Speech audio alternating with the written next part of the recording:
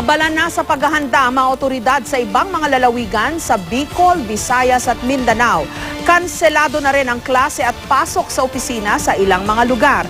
Binabantayan ang posibleng pag-apaw ng mga ilog na magdudulot ng pagbaha.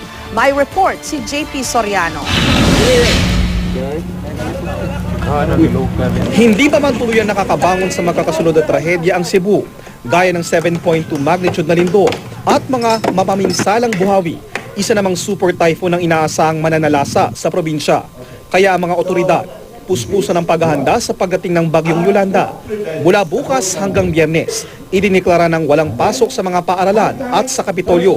Kanselado na rin ang pasok sa mga paaralan at mga opisina sa Surigao City. Anticipated natin na mangyari ulit yung nangyari last year. The city is always ready. Pati na sa buong probinsya ng Albay, 2 eskwelahan ang magsisilbing evacuation center.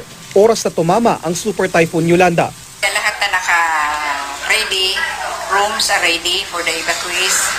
Yung organized na yung mga committees to serve these evacuees. Organized na rin lahat. So we're just waiting for the evacuees to come. Nagpulong naman ang iba't ibang bayan sa lalawigan ng Sorsogon para bumuo ng contingency plan. Sa Davao, nakaalerto na ang mga pulis at ang lokal na pamahalaan para sa pagbaha na maaaring idulot ng bagyo. Nagdaos naman ang misa sa Surigao del Norte para ipanalangin walang pinsalang idulot ang bagyo.